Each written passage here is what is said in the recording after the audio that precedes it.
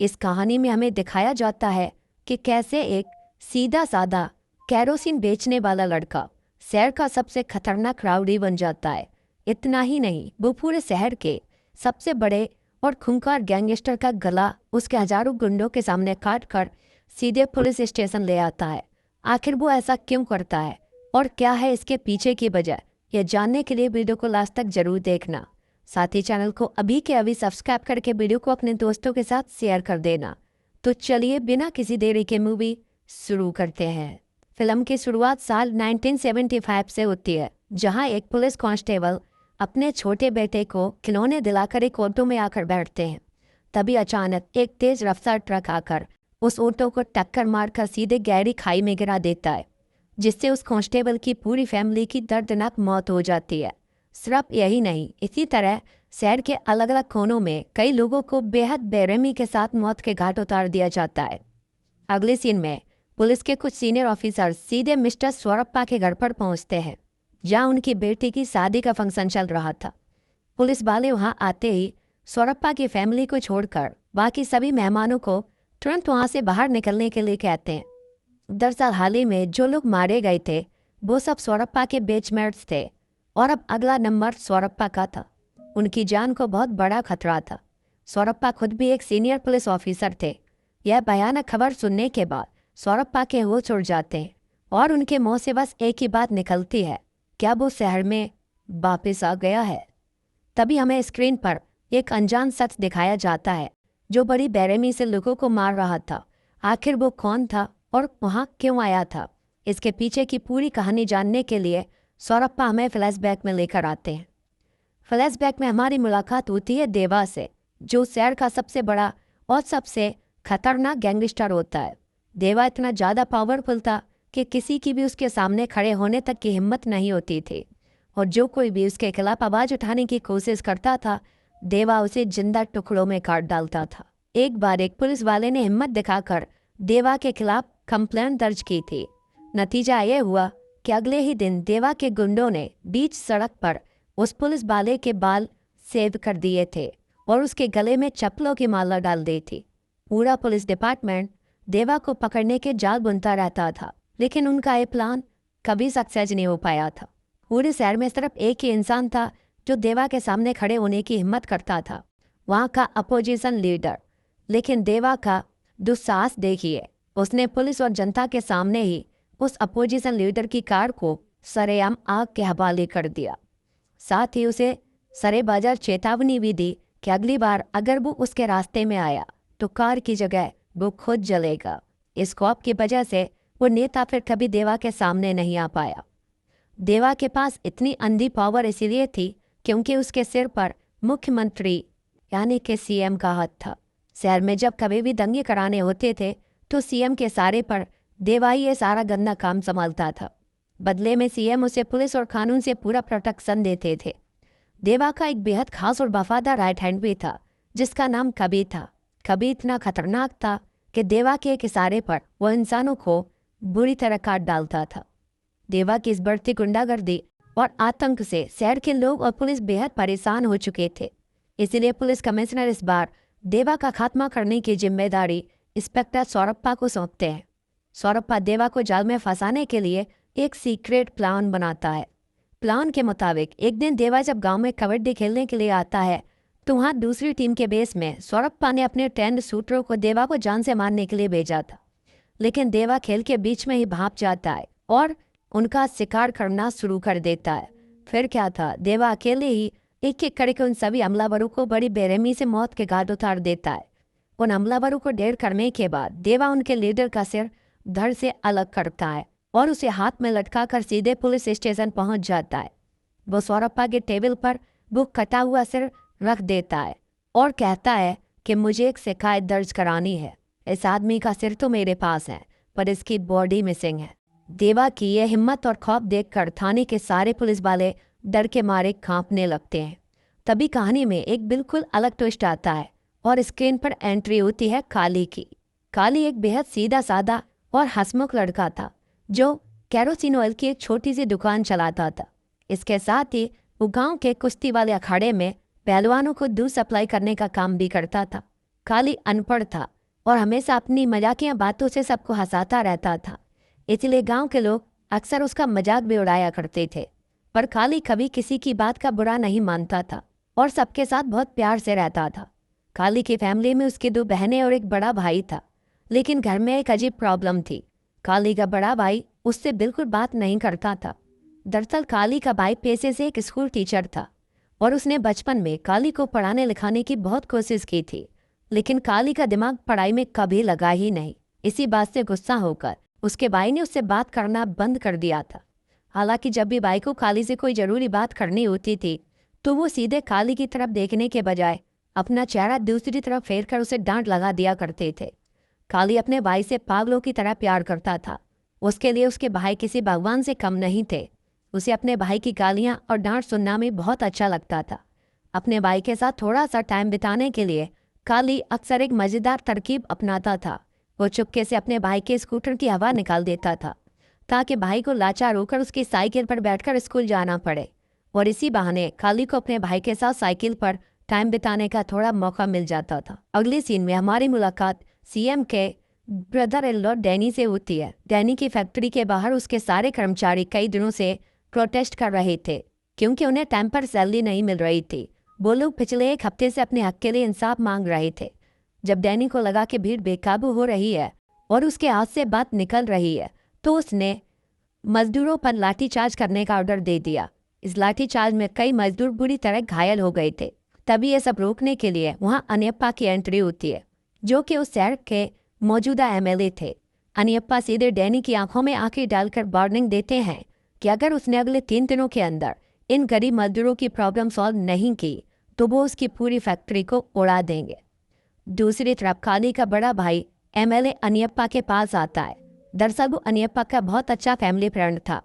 वो अनियप्पा को बताता है कि उसके स्कूल की छत बारिश के मौसम में बुरी तरह टपकने लगती है, जिससे बच्चों को दिक्कत होती है। इसलिए वो अनियप्पा से स्कूल की रेनोवेशन कराने की रिक्वेस्ट करता है। इसी बीच हमारी मुलाकात फिल्म की हीरोइन लक्ष्मी से होती है, जो काली की दुकान पर मिट्टी का तेल लेने आती है। वहाँ काली का दोस्त चालाकी दिखाते हुए लक्ष्मी को नाप में कम तेल देता है, जिसे लक्ष्मी पकड़ लेती है और दुकान पर ही हंगामा शुरू कर देती है।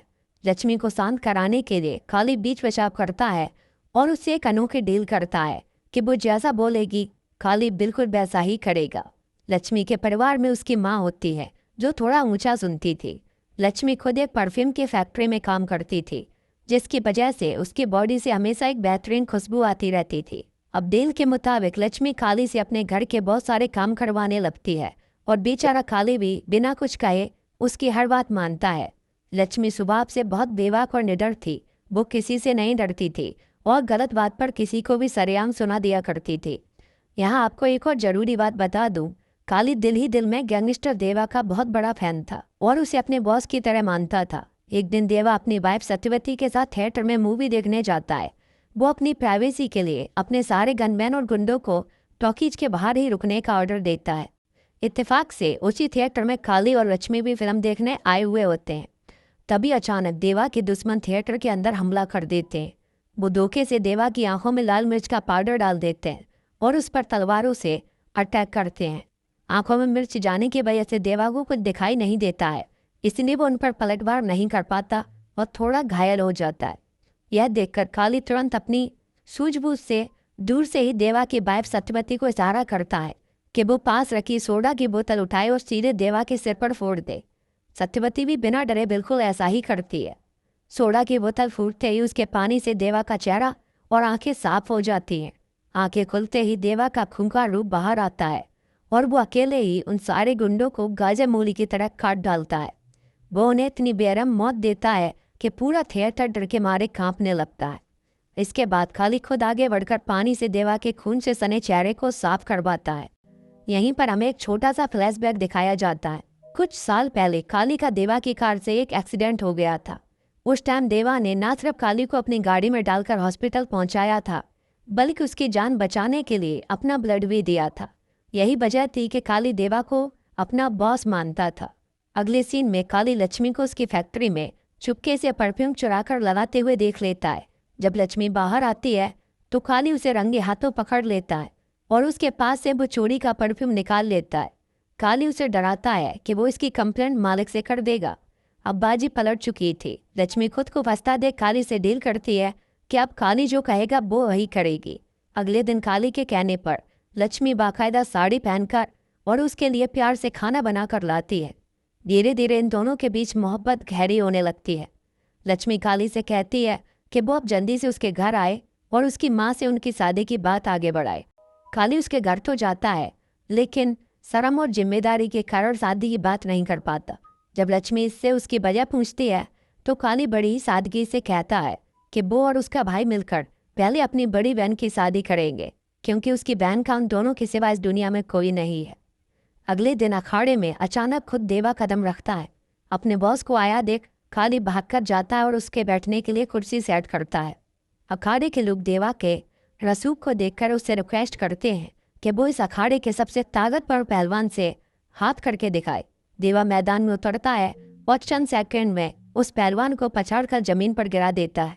तभी वहां खड़ा काली अपनी सादगी में देवा से कहता है कि बॉस, आपने जिस दाव से इस खिलाड़ी को गिराया है वो टेक्निकली गलत था। यह सुनकर देवा को थोड़ा अजीब लगता है और वो काली को चैलेंज देता है कि अगर ऐसा है तो तुम अपने दाव से मुझे जमीन पर गिरा कर दिखाओ। काली मैदान में आता है और अपने उसी दाव का इस्तेमाल करके पलक झपकते ही देवा को पीठ के बल जमीन पर चित कर देता है। यह नज़ारा देखकर अखाड़े में सन्नाटा पसर जाता है और सब लोग शोक हो जाते हैं, क्योंकि आज तक देवा को हराना तो दूर, किसी ने उसे छूने तक की हिम्मत नहीं की थी। हालांकि सीधा साधा काली इस जीत को सिर्फ एक खेल और मजाक की तरह ही लेता है, लेकिन यह बात जंगल की आग की तरह पूरे शहर में फैल जाती है। इस एक हार की वजह से जनता के दिलों से देवा का खौफ धीरे धीरे कम होने लगता है। जब देवा आने वाले चुनाव में एमएलए का टिकट कंफर्म करने के लिए मुख्यमंत्री के पास जाता है तो मुख्यमंत्री भी उस पर तंज कसते हुए कहते हैं कि तुम्हें तो गांव की एक साधारण से लड़के ने मिट्टी में मिला दिया था, ऐसे में तुम्हें वोट देगा कौन। यह सुनकर देवा को अंदर ही अंदर बहुत बुरा लगता है और उसका ईगो हर्ट हो जाता है, लेकिन वो उस समय चुप रहता है। इसी बीच काली को सोरप्पा द्वारा पुलिस स्टेशन बुलाया जाता है। इंस्पेक्टर सोरप्पा काली की ताकत देखकर उसे ऑफर देता है कि वो पुलिस की मदद करे और देवा का गेम बजा दे, यानी उसे जान से मार दे। लेकिन काली देवा को अपना बॉस मानता था, इसीलिए वो सोरप्पा की इस बात को एक मजाक समझकर हंसते हुए खारिज कर देता है और वहां से चला जाता है। उधर जैसे तैसे टिकट हासिल करने के बाद देवा भारी कॉन्फिडेंस में सीधे एमएलए अनियप्पा के घर पहुंचता है। वो अपने साथ नोटों से भरी बोरियां लेकर आया था। वो अनियप्पा के सामने पैसों का ढेर लगा देता है और धमकी भरे लहजे में कहता है कि इस बार वो इलेक्शन में खड़ा ना हो और बैठ जाए। लेकिन अनियप्पा भी एक कड़क नेता था। वो बिना डरे देवा के पैसों के उस ढेर में माचिस लगाकर आग लगा देता है। उस वक्त वहाँ काली का बड़ा भाई भी मौजूद होता है। वो देवा को सीधे शब्दों में वार्निंग देता है कि एमएलए की कुर्सी तुम्हारे जैसे खूंखार गुंडे के लिए नहीं बनी है, तुम कभी नेता नहीं बन पाओगे। इस बार भी चुनाव मेरा दोस्त अनियप्पा ही जीतेगा। अब शहर में इलेक्शन का प्रचार जोरों शोरों से शुरू हो जाता है। एक तरफ जहाँ काली का भाई पूरी शिद्दत से अपने दोस्त अनियप्पा का प्रचार कर रहा था, वहीं दूसरी तरफ काली बिना किसी स्वार्थ के अपने बॉस देवा के चुनावी प्रचार में दिन रात एक कर रहा था, क्योंकि अखबारों में भी एक खबर हेडलाइन बन चुकी थी कि काली ने देवा को कुश्ती में हरा दिया है। इसीलिए देवा का साथी कभी इस बात का बदला लेने का प्लान बनाता है। वो काली को धोखे से मिट्टी के तेल का डिब्बा लेकर अपने सीक्रेट अड्डे पर बुलाता है। कभी वहाँ काली से कहता है कि उन अखबारों का ढेर है जिन्होंने देवा के खिलाफ छापा है, इसीलिए तुम इस पर तेल छिड़को और आग लगा दो। काली अपने बॉस के सम्मान में उस ढेर पर तेल डालता है और माचिस जलाकर आग लगा देता है। लेकिन जैसे ही आग भड़कती है, उस ढेर के अंदर से किसी इंसान के चीखने की आवाज़ आती है। काली ध्यान से देखता है तो उसके होश उड़ जाते हैं। उस कबाड़ के ढेर के अंदर उस अखबार को छापने वाले एडिटर को जिंदा जला दिया था। काली बुरी तरह घबरा जाता है और रोते हुए कभी से कहता है कि इसे बाहर निकालो, यह जल रहा है। लेकिन कभी हंसता हुआ वहां से चला जाता है। काली अपनी आंखों के सामने एक बेकसूर को जिंदा जलता देख पूरी तरह से सहम जाता है और रोता हुआ अपने घर की तरफ भागता है। जब वो घर पहुंचता है तो उसका बड़ा भाई उस पर गुस्से से आग बबूला हो जाता है। भाई को पता चल चुका था कि काली अभी भी देवा जैसे खूनी गैंगस्टर को सपोर्ट कर रहा है, जिसकी वजह से पूरे समाज और शहर में उनकी बेइज्जती हो रही है। भाई गुस्से में उससे कहता है कि तेरी इन्हीं हरकतों की वजह से एक दिन हम सब मारे जाएंगे। कि तभी वहां पर गुजर रही कभी की नज़र उस पर पड़ जाती है। कभी बदतमीजी पर उतर आता है और सारे बाजार लक्ष्मी को छेड़ने लगता है। वो लक्ष्मी को थप्पड़ मारता है और जमीन पर ढकेल देता है। लक्ष्मी रोती बिलखती इस अपमान का बदला लेने के लिए काली के पास पहुंचती है। वो काली को पूरा वाकया सुनाती है और कवि को सबक सिखाने के लिए कहती है, लेकिन काली उसे ही समझाने लगता है और उससे कहता है कि तुम उन लोगों से दूर रहो। काली के मुंह से ऐसी लाचारी और बेबसी की बातें सुनकर लक्ष्मी का दिल टूट जाता है। उसे जब काली से कोई मदद नहीं मिलती तो वो गुस्से और स्वाभिमान में आकर खुद ही कवि को सबक सिखाने का फैसला करती है और उसके अड्डे पर पहुंचकर उसे सुनाने लगती है। पर वहां पर लक्ष्मी के साथ बहुत घटिया बिहेव किया जाता है। कवि सबके सामने लक्ष्मी को मारता है और उसे जमीन पर गिराकर सारी हदें पार कर देता है। वो लक्ष्मी के ऊपर अपना पैर रखकर उसकी चोटी काट देता है। किसी भी महिला के लिए सबसे बड़ा अपमान था। जब काली लक्ष्मी से मिलने उसके घर जाता है तो लक्ष्मी को इस दर्दनाक और बदहाल हालत में देखकर उसकी आंखों से आंसू निकल आते हैं। वो गुस्से में अंधा होकर लक्ष्मी का हाथ पकड़ता है और सीधे गैंगस्टर देवा की हवेली की तरफ निकल पड़ता है।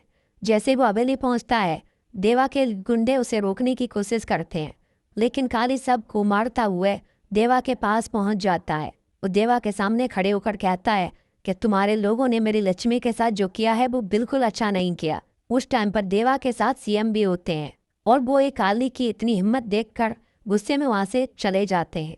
सीएम के सामने इतनी बड़ी बेइज्जती देखकर देवा का ईगो अब बुरी तरह से हर्ट हो जाता है। वो काली की तरफ आता है और उससे कहता है कि वो उसकी फैमिली को 24 घंटे में मार देगा। देवा की ये भयानक धमकी सुनकर काली का सारा गुस्सा हवा हो जाता है। वो अपने परिवार की जान के लिए उसके सामने रोते हुए माफ़ी मांगने लगता है, लेकिन देवा उसकी एक नहीं सुनता। लाचार होकर काली रोता हुआ देवा की पत्नी सत्यवती के पास भागता है और उनसे कहता है कि वो देवा को समझाए, लेकिन सत्यवती भी उसकी कोई हेल्प नहीं करती है और उसे वहाँ से धक्के मारकर बाहर निकलवा दिया जाता है। लक्ष्मी दूर खड़ी है, सब देख रही होती है। वो अपने आप को कोस रही होती है कि उसकी वजह से आज काली का परिवार संकट में आ गया है। अब चारों तरफ से रास्ते बंद देख काली और लक्ष्मी अपनी आखिरी उम्मीद लेकर इंस्पेक्टर सौरभा के पास आते हैं, लेकिन सौरभा भी लाचारी जताते हुए कहते हैं कि काली, मैंने तुम्हें पहले मौका दिया था देवा को ख़त्म करने का, तब तुम नहीं कर पाए। अब इस सिचुएशन में मैं तुम्हारी कोई हेल्प नहीं कर सकता। अगर देवा को जरा सा भी शक हुआ तो वो उनके फैमिली को ख़त्म करवा देगा। सौरभा काली को एक पुलिस वाले के तौर पर नहीं बल्कि एक शुभचिंतक के तौर पर सलाह देते हैं कि अगर तुम्हें अपने परिवार को जिंदा देखना है तो बिना एक भी पल गवाए अपने परिवार को लेकर इस सिटी को छोड़कर चले जाओ। यह सुनकर काली तुरंत भागकर अपने घर आता है। वो अपने भाई और बहनों को डराने के बजाय झूठ बोलता है कि गांव में हमारे अंकल की तबीयत अचानक से बहुत सीरियस हो गई है, इसीलिए उन्हें तुरंत गांव के लिए निकलना पड़ेगा। पर जैसे ही वो लोग वहां से बाहर निकलते हैं वो देखते हैं कि अंकल तो उनके घर पर ही आ चुके हैं। अब प्लान ड्रॉप होने के बाद काली के पास अपनी फैमिली को बचाने का कोई रास्ता नहीं बचा था। मौत का काउंटडाउन शुरू हो चुका था, इसीलिए काली हर टाइम साई की तरह अपने परिवार के सदस्यों के पीछे घूमने लगता है। पर इस तरह कब तक चलता? जब वो थक हार कर घर आता है तो आखिरकार अपनी हिम्मत जुटाता है और अपनी बड़ी बहन को सब कुछ सच बता देता है। उसकी बड़ी बहन काली के सीधेपन की वजह से इस भयानक बात को भी एक मजाक ही समझती है और उस पर बिल्कुल ध्यान नहीं देती है। अब काली अंदर से पूरी तरह टूट चुका था। वह बहुत ज़्यादा डरा और परेशान था क्योंकि उसे समझ नहीं आ रहा था कि वह अकेले इतने बड़े गैंगस्टर से अपने परिवार को कैसे बचाएगा। तभी घर के अंदर काली के भाई उसकी छोटी बहन को श्रीमद् भागवत गीता का श्लोक सुना रहे होते हैं, जिसमें लिखा था, अधर्म और अन्याय के खिलाफ अपने लोगों और अपने परिवार की रक्षा के लिए युद्ध करना ही सबसे बड़ा धर्म है। भाई के मुंह से निकले ये शब्द सीधे काली के दिल पर जाकर लग जाते हैं और डर से कांपते हुए काली के अंदर अचानक एक अद्भुत हिम्मत और गुस्सा बढ़ जाता है। ठीक उसी पल अचानक पूरे इलाके की लाइट कट हो जाती है और चारों तरफ अंधेरा छा जाता है। खतरे को भांपकर काली का भाई घर में रखी एक पुरानी तलवार को सीधे मेन गेट की तरफ फेंकता है। काली लपककर उस तलवार को हवा में ही उठा लेता है। जब वह तलवार लेकर घर से बाहर आता है तो देखता है कि कभी अपने साथ बहुत सारे गुंडों को लेकर आ चुका है, लेकिन यहाँ पर अब वो सीधा साधा केरोसिन बेचने वाला काली बदल चुका था। काली बिना एक सेकंड गवाए तलवार तानकर उन गुंडों पर भूखे शेर की तरह टूट पड़ता है। वह एक एक करके देवा के सारे गुंडों को बेरहमी से काटना शुरू कर देता है और देखते ही देखते काली अकेले ही उन सभी हमलावरों को मौत के घाट उतार देता है। तभी काली के भाई और बहनें घर का दरवाजा खोलकर बाहर आते हैं, जहां का नज़ारा देखकर उनके पैरों तले जमीन खिसक जाती है। चारों तरफ लाशों का ढेर लगा हुआ था और उस ढेर के बीच में खड़ा था खून से पूरी तरह नहाया हुआ एक नया और खूंखार काली। तभी सबके सामने काली आगे बढ़ता है और तड़पते हुए कभी का गला धड़ से अलग कर देता है। कभी के गले से निकला खून सीधे काली के भाई के ऊपर जाकर गिरता है। अपने डरपोक और अनपढ़ भाई के अंदर इतनी हिम्मत और शौर्य देखकर भाई का सीना गर्व से चौड़ा हो जाता है और वो जिंदगी में पहली बार काली से बड़े प्यार और गर्व से बात करता। अब भाई खुद काली का हाथ थाम कर सीधे गैंगस्टर देवा के पास आता है और देवा की आंखों में आंखें डालकर कहता है कि देवा, अब तेरा अंत निश्चित है, क्योंकि मेरा भाई काली अब तुझे जिंदा नहीं छोड़ेगा। वहां पर काली और देवा के बीच एक बेहद रोंगटे खड़े कर देने वाली खूनी फाइट शुरू होती है। देवा अपनी पूरी ताकत से काली पर वार करता है, लेकिन काली के भाई को अपने भाई पर अटूट भरोसा था। बुघायल काली से बस इतना कहते हैं कि हमें तुम पर पूरा भरोसा है, तुम देवा को मार कर ही कर वापस आना। इतना कहकर भाई वहां से निश्चिंत होकर चला जाता है। अब सीधा अगला सीन उसी पुलिस स्टेशन का दिखाया जाता है जहां से कहानी शुरू हुई थी। इंस्पेक्टर सौरभ अपने टेबल पर बैठे थे कि तभी वहां पर काली कदम रखता है, लेकिन इस बार काली के हाथ में दूध का डिब्बा नहीं बल्कि शहर के सबसे बड़े डॉन देवा का कटा हुआ सिर था। काली उस कटे हुए सिर को टेबल पर रखता है और बेहद ठंडे अंदाज में खुद को इंट्रोड्यूस करता है। पुलिस वाले और पूरा शहर यह खौफनाक मंजर देखकर डर के मारे कांपने लगते हैं। सब सोचते हैं कि एक मामूल लड़के ने द डेविल का अंत कैसे कर दिया। तभी अचानक पुलिस स्टेशन के बाहर देवा की पत्नी सत्यवती आती है और वो एक भिखारी की तरह काली के सामने हाथ फैलाती है और अपने पति के कटे हुए सिर की भीख मांगती है। पहले तो काली मना कर देता है, लेकिन इंस्पेक्टर सौरभ के बहुत ज्यादा समझाने पर वो मान जाता है और वो देवा का सिर सत्यवती की झोली में डाल देता है। सत्यवती उस सिर को ले जाकर चिता की आग में समर्पित कर देती है और रोते हुए अपना मंगलसूत्र उतार कर फेंक देती है। लेकिन तभी वहां एक और हैरान कर देने वाला वाकया होता है। काली का बड़ा भाई आगे बढ़ता है और उस गिरे हुए मंगलसूत्र को उठाता है और दोबारा सत्यवती को ये पहना देता है। यहीं पर फिल्म का सबसे बड़ा और हिलाकर रख देने वाला ट्विस्ट ओपन होता है। दरअसल सत्यवती किसी और की नहीं बल्कि काली के बड़े भाई की पहले गर्लफ्रेंड रह चुकी थी। भाई ने अपने सीने पर सत्यवती का नाम भी टैटू कराया था। अब कहानी पूरी तरह पलट चुकी थी। सत्यवती अपने पति देवा की मौत का बदला लेने की कसम खाती है। फिल्म के क्लाइमैक्स में इसके नेक्स्ट पार्ट के कुछ बेहद दमदार और मिस्टीरियस हिंट्स दिए जाते हैं। विजुअल्स में दिखाया जाता है कि एक ट्रेन के भीतर कुछ गुंडे राम के भक्तों पर अत्याचार कर रहे होते हैं और उन्हें मारने की कोशिश करते हैं। तभी अचानक उन गुंडों का सामना होता है भैरवा से, जिसके पीछे एक बिल्कुल नए और रौद्र रूप में काली खड़ा होता है। और यहीं पर इस मूवी की एंडिंग हो जाती है। यानी सत्यवती का बदला पूरा करने के लिए कोई बहुत ही खतरनाक किरदार आने वाला था, जिसने शुरुआत में सौरभ के बेचमर्स को चुन चुन कर मारा था। अब वो रहस्यमय इंसान कौन था और सत्यवती काली के भाई के साथ मिलकर क्या करना चाह रही थी, यह सब तो हमें इसके नेक्स्ट पार्ट में ही पता चलेगा। बाकी दोस्तों, आपको ये धमाकेदार मूवी एक्सप्लेनेशन कैसा लगा कमेंट बॉक्स में लिखकर जरूर बताना। साथ ही हमारे चैनल सीधे रिकॉर्ड को अभी के अभी सब्सक्राइब कर लेना और बाकी की अपलोडेड वीडियोज को भी देख लेना। आगे चैनल पर बहुत ही शानदार और माइंड ब्लोइंग सीरीज का एक्सप्लेनेशन आने वाला है, तो सब्सक्राइब जरूर कर लेना। मिलते हैं नेक्स्ट वीडियो में एक और दमदार कहानी के साथ। तब तक के लिए जय हिंद।